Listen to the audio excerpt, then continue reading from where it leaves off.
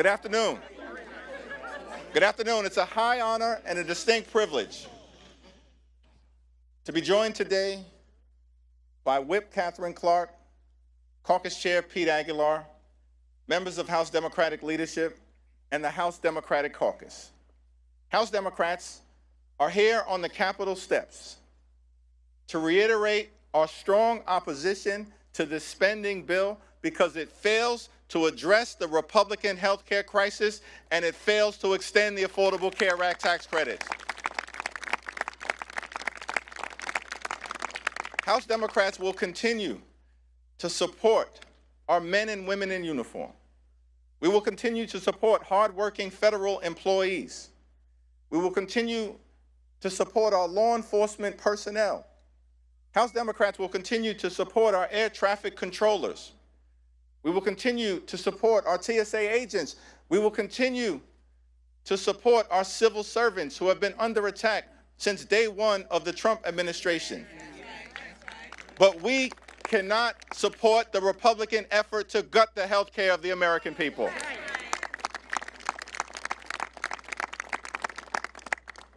Today, House Democrats will introduce legislation to extend the Affordable Care Act tax credits for 3 years, to make sure that tens of millions of Americans don't experience dramatically increased premiums, co-pays, and deductibles. We believe that working class Americans, middle class Americans, and everyday Americans deserve the same level of certainty that Republicans always provide to the wealthy, the well-off, and the well-connected. The same level of certainty. And so we're calling upon our Republican colleagues to join us and extend the Affordable Care Act tax credits. And we will be working hard today, tomorrow, and throughout the balance of this year to make sure that those Affordable Care Act tax credits are extended. Now, Republicans control the House, the Senate, and the presidency. They own the mess that has been created in the United States of America. They own it. In a few hours, we will convene on the House floor. And our message to the American people is no matter what happens on the floor later on today, our promise to you remains the same. House Democrats will continue to fight to make your life more affordable. House Democrats will continue the fight to address the Republican health care crisis, and House Democrats will fight to extend the Affordable Care Act tax credits. This fight is not over. We're just getting started. We're just getting started. Now, among the many outrageous things that has been said during the Trump Republican shutdown or done during the Trump Republican shutdown, the longest shutdown in American history, is that Donald Trump made the stunning claim that in his mind, he holds two titles, that he has two positions. Donald Trump says that he's both the president and the Speaker of the House. That's what Donald Trump said in the midst of him shutting down the government. And what we've seen from compliant, sycophantic Republicans, corrupt House Republicans, is they continue to go along to get along. They don't function like a separate and co-equal branch of government. From the very beginning of this presidency and all the way through this Trump shutdown, Republicans in the House have continued to act like a wholly owned subsidiary of the corrupt Trump cartel. That may be the House Republican position. For damn sure, it ain't the House Democratic position. Because we know, and what we say to the American people is that we don't work for Donald Trump. We don't work for J.D. Vance. We don't work for your billionaire donors. We work for the American people. And that's what this fight by House Democrats, joined by our colleagues on the other side of the Capitol, has been all about. We work for the American people. As we stand on the Capitol steps, ready to continue this battle on the House floor, a battle that we waged week after week after week, and that will continue regardless of the outcome. We say to the American people that we know you deserve better. You deserve much better than the chaos, the cruelty, and the corruption that you've seen. And so as House Democrats, we're going to continue this fight to lower the high cost of living in a country where America is far too expensive, far too many people struggling to live paycheck to paycheck, can't thrive, and can barely survive. That should not be the case in the United States of America, the wealthiest country in the history of the world. And so as Democrats, we're committed to addressing this affordability crisis. That's what this fight has been all about. And we'll continue to work hard to lower the high cost of living. We'll continue the fight to fix our broken healthcare system. And we'll continue to fight to stand up for Medicaid. We'll continue to fight to stand up for Medicare. We'll continue the fight to stand up for the Affordable Care Act and an extension of the tax credits. We'll continue to fight for your hospitals. We'll continue to fight for your nursing homes. We'll continue to fight for your community-based health clinics. And we'll continue to fight for the principle that in this great country, the wealthiest country in the history of the world, healthcare can't simply be a privilege available only to the wealthy, the well-off, and the well-connected. Healthcare must be a right available to every single American. And that's the fight that House Democrats will continue to wage for the American people. It's now my great honor to yield to a freshman leadership representative, someone who's gotten off to a great start, helping to lead the freshman class, the first term members during this turbulent and tumultuous period here in the United States Congress and for the country. From the great state of California, the Honorable Luz Rivas.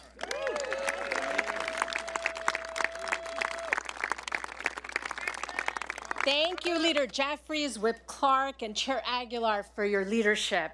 House Democrats are back in Washington, D.C., ready to vote once again to protect health care for working families across the country. Recently, I spoke with Speaker Johnson directly in the Capitol and hand-delivered stories from my and my fellow freshman colleagues' constituents who have been impacted by the Republican shutdown. This includes the story of Stephen Heller, a constituent from Van Nuys, which is in my district. Stephen and his wife are independent contractors who have to pay for their own health insurance. Because Republicans let the ACA tax credits expire, Stephen and his wife are facing a monthly health care premium increase of $1,000 per month in 2026. This will bring their monthly total to nearly $2,100 per month and nearly $25,000 for the year, just in health insurance. That is, in Stephen's own words, a terrible financial blow and an enormous financial burden. Constituents across the country like Stephen and his wife cannot afford Republicans' deal. I will vote no and continue to fight with House Democrats to protect the ACA subsidies that Stephen and millions of Americans rely on. House Democrats will continue our fight to protect health care, lower the cost of living, and keep the American dream attainable for all. Thank you. And next, I'd like to introduce my amazing colleague from Michigan, Congresswoman McDonald-Ribbit.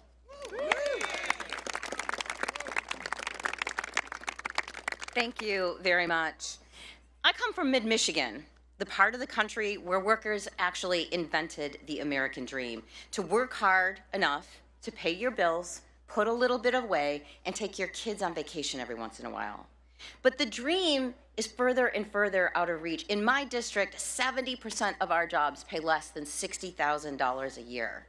So this healthcare crisis that Republicans have created, $1 trillion in Medicaid cuts and gutting the ACA in order to pay for the tax break for the ultra wealthy, is making things so much harder. So let me give you an example. A couple in my district, they actually go to my church. called and told me they're in their 60s and they rely on the ACA tax credits to pay their insurance premiums.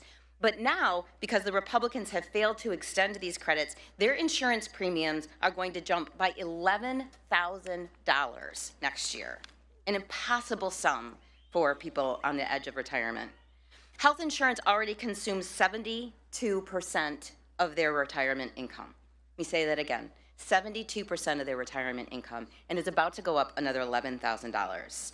That means they're facing devastating choices between doctor's visits and paying the mortgage, between cancer screenings and putting food on the table, between prescription drugs and heating their home, or even, frankly, to get insurance at all. They told me, and this is a direct quote, they are strongly considering going without coverage and taking their chances rather than continuing to pay the premium. Because here's the reality, they actually can't pay that premium.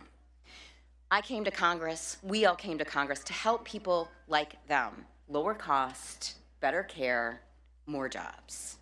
One easy critical step is simply passing to extend the ACA credits. Yes. It is time we pass it before they pay the cost. Thank you.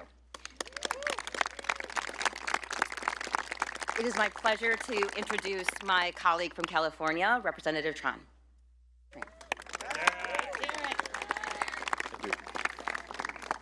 Good afternoon. I am Congressman Derek Tran, and I proudly represent Orange and LA counties in California's 45th district. Today, I want to share the story of Peter and Esther. Peter and Esther are retired and living in Orange County, California. They're on a limited income, and their health insurance costs are overwhelming. They pay over $18,000 every year just in health care premiums. And next year, their costs are going up to over $21,000. When you're retired and living on a fixed income, that kind of cost increase can be devastating. Peter has been trying to get his wife Esther on Medicaid so she can get the care she deserves without going bankrupt. But he keeps hitting roadblocks. The red tape, long lines, and staffing shortages preventing Esther from even being considered for Medicaid coverage is harmful to our country. And instead of joining us to fix this crisis, the Republican majority has demanded more cuts, causing more pain and suffering for the American people. I am here today for people like Peter and Esther. They deserve better than this. Every American deserves better than this. While we're fighting for health care, Republicans are fighting for tax cuts for the billionaires. I'll keep fighting to make sure people like Peter and Esther can afford the care that they deserve. And I hope our colleagues on the other side of the aisle will join us. Thank you so much. It is with great privilege that I introduce and yield time to Congresswoman Sarah McBride from the great state of Delaware. Thank you so much, Representative. Thank you so much, Leader Jeffries, Whip Clark, and Chair Aguilar for bringing us together today. We stand here today, 42 days into a government shutdown and 54 days since the House last met, because Republicans have presented the American people with a false choice between reopening government and addressing this healthcare crisis. There is simply no reason why we can't do both. The only thing that has been standing in our way is Republican cruelty. Right. Republicans have played a game of chicken with food assistance, travel safety, and federal paychecks, all because they will stop at nothing to cut your health care. The only thing that congressional Republicans are more loyal to than Donald Trump is to cutting the health care of the American people. Yes. Let's be clear. This healthcare crisis is a choice by congressional Republicans and Donald Trump, who have inserted a $1 trillion bomb into the American healthcare system, and it is starting to go off. Millions right now are facing skyrocketing premiums. The largest cut to Medicaid in American history is on the horizon. Rural hospitals will close. Doctors' offices will shutter. Donald Trump loves to own things and slap his name on them. Well, he now owns the American healthcare system. It is Trump care. Millions losing coverage, that's Trump care. Americans paying more for insurance, that's Trump care. Everyone having to drive longer and take more time off work, that is Trump care. Donald Trump and congressional Republicans have raided your health care and used that money as a piggy bank to reward their donors with massive tax breaks. Cruelty is the currency of his corruption, because Donald Trump only cares about himself, his ballroom, and his billionaire buddies, and he certainly doesn't care about you. House Democrats are here for everyone, whether they voted for us in the last election or not. I'm here on behalf of all of my constituents, including a family of 4 in Middletown who will see their premiums skyrocket by $10,000 next year. That's why we are all voting against this budget, and it's why we will not stop until every single American can get the health care that they need to live and thrive in America. Thank you all very much. And it is now my pleasure to introduce my friend from the great state of Alabama, Representative Shamari Figures.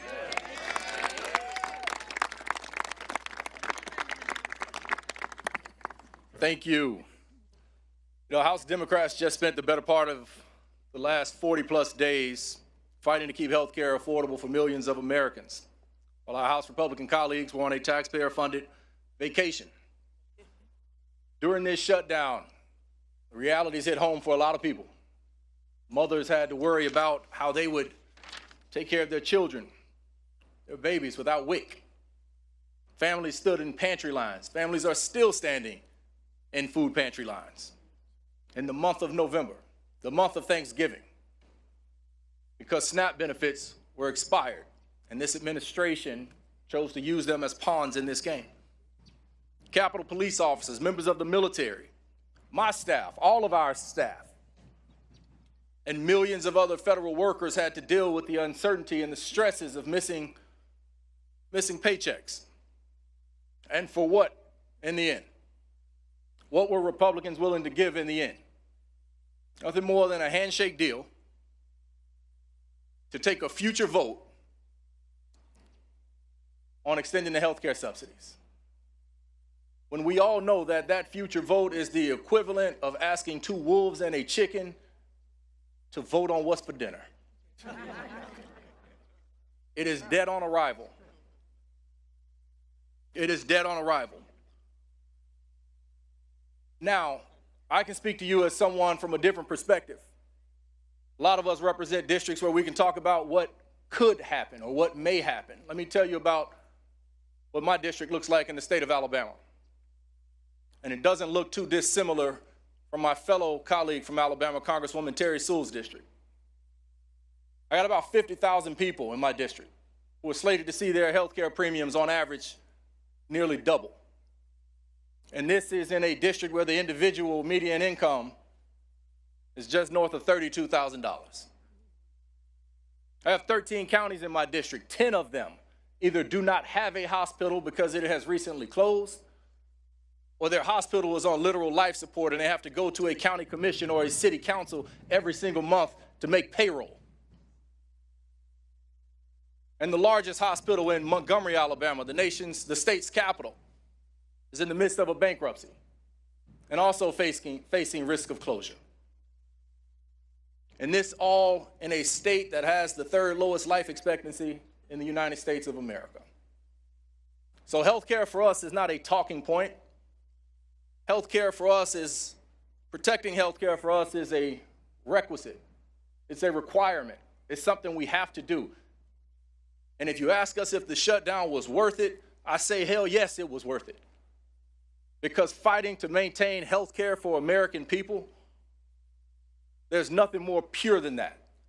There's no more important role that we have here as members of Congress than to ensure the health care of the American people. Okay.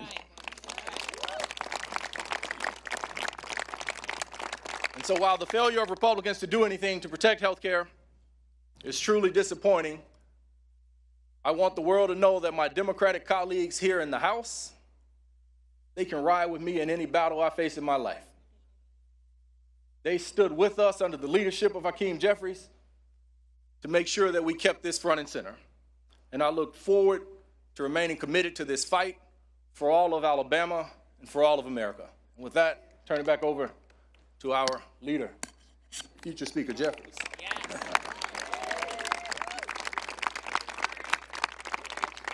I want to thank all of our distinguished colleagues who spoke so powerfully and eloquently about the nature of this fight that we continue to wage on behalf of the American people. And these are first-term members of Congress.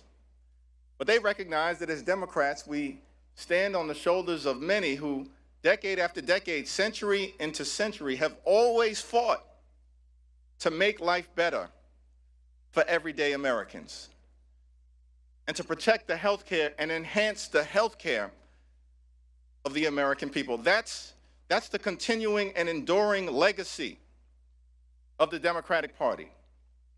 FDR fought for it.